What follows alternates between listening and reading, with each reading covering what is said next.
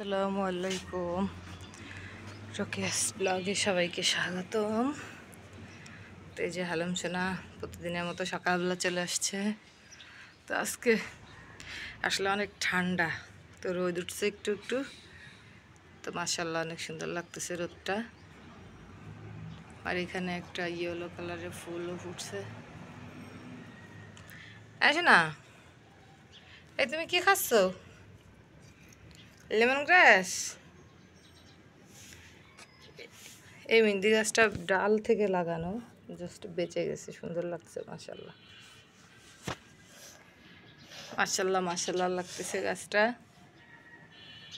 এই হ্যালো হালাম শোনা, এই পাখি,